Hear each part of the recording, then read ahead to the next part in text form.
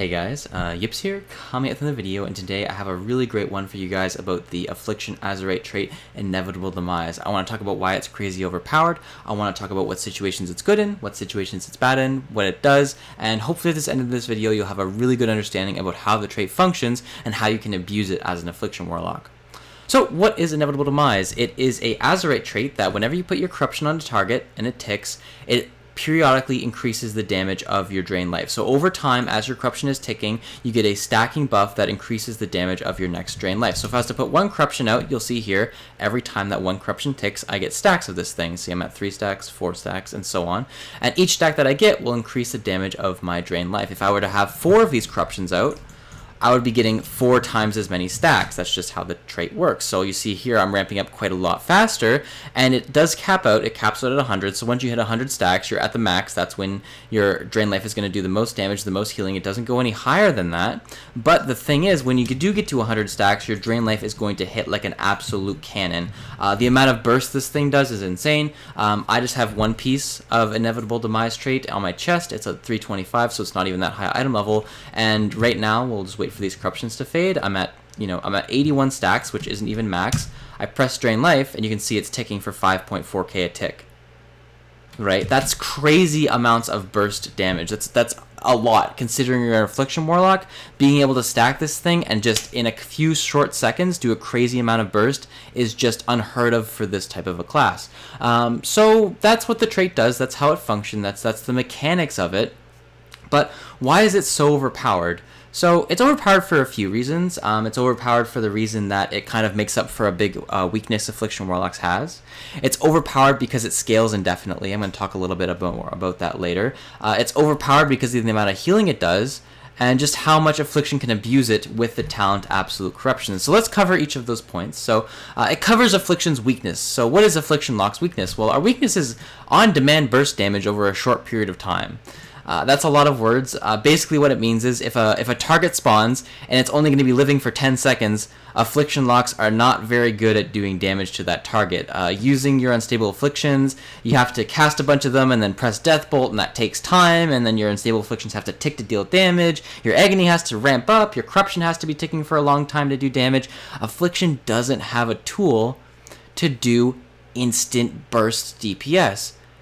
Inevitable Demise completely circumvents that. Totally just throws that whole idea out the window and gives Afflocks a tool with which in a raid encounter, say an ad spawns that's really high priority to kill, all of a sudden we have this really good utility tool to deal a lot of DPS to that target. So for example, let's say we're attacking Trainee Dummy 1, 2, 3, 4 over here on a boss encounter, and we're getting a lot of these Inevitable Demise stacks, and then all of a sudden an ad spawns. Instead of having, go over to that ad, cast your Agony, cast your Corruption, cast 3 or 4 Unstable Afflictions, and take a really long time in order to start dealing relevant damage, instead we can just look over it, Agony maybe, and then press Drain Life. And boom. You are doing effective, relevant burst damage to that ad, which just is unheard of for Affliction Warlocks over the last couple expansions. So that's really one thing that just makes this trait so OP, is it makes up for one of Affliction's serious downfalls when it comes to raiding, and why often Destro is actually picked over Affliction for many progression raid encounters is because of this. What's another reason it makes it so overpowered is the amount of self-healing that this Inevitable Demise trait does. So what do I mean by that? How much healing does this thing actually do? So if I was to get up to 100 stacks, which we're going to do just momentarily. It doesn't take very long. You can throw out a bunch of corruptions and get this thing ramping up extremely quickly. So you see here we're already at 15, 19. The only issue is I'm not too sure how to make my Warlock lose health, but we can be creative. We can use Burning Rush. Okay, we're already at 65, 66. Okay, let's start using Burning Rush and dropping some HP. So say you're on a counter and a big burst of damage just comes out and you're like, oh crap, I'm going to die. Well, you're sitting at 100 stacks of Inevitable Demise. What can you do? Let's just wait a second. We're losing health at a rapid pace. Don't I look cute in my cute Warlock outfit as a gobo? Alright, say you're really low HP, you have 100 stacks of this baby.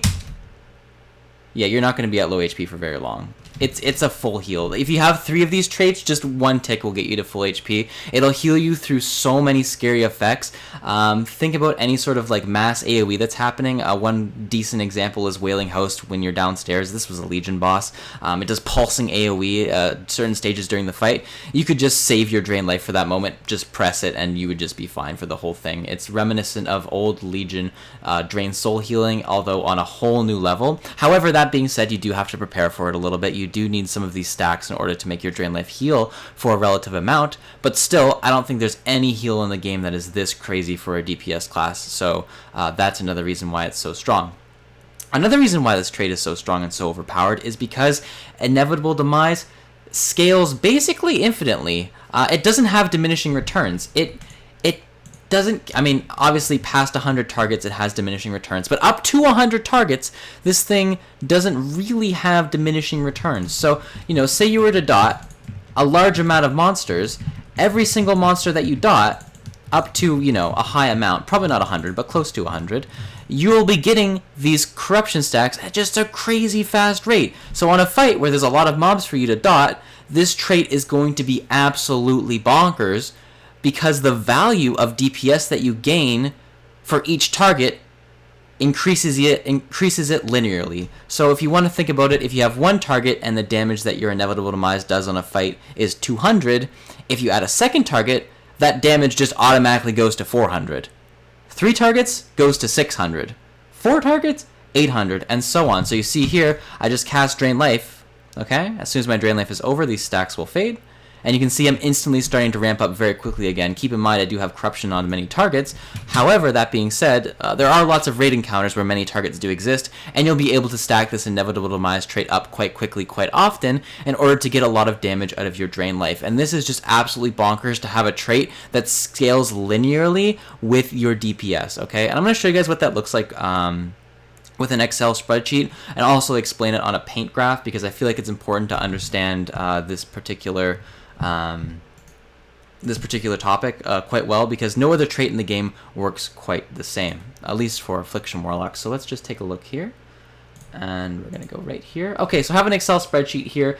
This is very rough, this is very just thrown together, but I still think it gets the point across. And we'll also open up Paint, and I'll draw it on a graph, so hopefully that will make more sense if this doesn't. So basically what we have here on the side is we have number of targets, 1, 2, 3, 4, 5, 6, 7. We have our DPS dealt as an Affliction Warlock, so we have 12,000, 15,000, 19,000, 21,000, 22,000, 24,000, 26,000. As you add more targets as an Affliction Warlock running relatively single target traits, your damage just doesn't infinitely scale. It has diminishing returns. The damage gained per target eventually flattens out. So you can see here at 7 targets, we're dealing roughly the same proportionality between 5 and 6 targets. That's just how it works, because you only have so many globals to cast your dots. You only have so many globals to use your unstable afflictions, that it just ends up happening that you just kind of cap out at a certain amount of targets. And then we have the Inevitable Demise DPS gain on each number of targets, and then we have the Racking Brilliance DPS gain on the number of targets. So if you don't know what Racking Brilliance is, basically what it does is whenever you agony a target, and that agony generates you a second shard, so every other shard, you gain an intellect boost. And for the purpose of this video, we're going to say that that intellect boost is roughly worth about 5% damage as a whole. So for each trait, roughly you gain about 5% DPS. These numbers are totally just made up and phony, but the point still stands, and the relativity is still there, so the idea holds. So you can see on one target, Racking Brilliance per trait is worth roughly about 600 DPS. Inevitable Demise is worth 200. But as we move up, obviously, like I said, at 2 targets, 3 targets, 4 targets, 5 targets, and so on, you see that Inevitable Demise scales linearly. That value just keeps going up at the same rate. However, Racking Brilliance does not. It decreases as you move up. So if you look at the difference between the first and the second, you see it 250, right, between 1 and 2 targets. And then as we move to 3 targets, the DPS gain was only 200. 3 targets or 4 targets, it was only 150, and so on. As you can see, the Inevitable Demise DPS gain, as you add more targets, is closely catching up to this Racking Brilliance, and actually it ends up surpassing it at a certain amount of targets. And this is a really cool thing, because you have this trait. It doesn't care how many targets there are. Racking Brilliance is just a straight int buff, which is just a modifier, but Inevitable Demise is just better than that, because it just doesn't care. As many targets as you want, it's just going to deal the damage. What this looks like on a graph, if we want to open up Paint here really quick. Let's just get Paint open. What this looks like graphically is, say you were to have number of targets on the bottom, and then you were to have DPS gain on the y-axis, and then you were to have purple representing Racking Brilliance. Well, it would look something like this. Okay, this is what Racking Brilliance would look like, where as you increase the number of targets, the damage that you gain tapers off, you know, quite quickly. But however, if you have Inevitable Demise traits, it doesn't care. It just keeps scaling almost forever, not quite, but almost forever. It just keeps scaling, okay, like this. And, you know, basically once you get past this point, Inevitable Demise just, like, smashes it out of the water because it just keeps scaling, while Racking Brilliance just, you know, it just marginally gets better. And that's why this trait is truly so overpowered. So what sort of situations are you going to be looking to use this trait in the new raid, in any sort of scenario? And basically that is whenever you're going to be on a fight with absolute corruption and there's lots of ads spawning, or there's priority ads spawning, is when you're going to be wanting to use this. Some good boss examples for the new upcoming raid, if you haven't seen them, are going to be Zol, Gehun.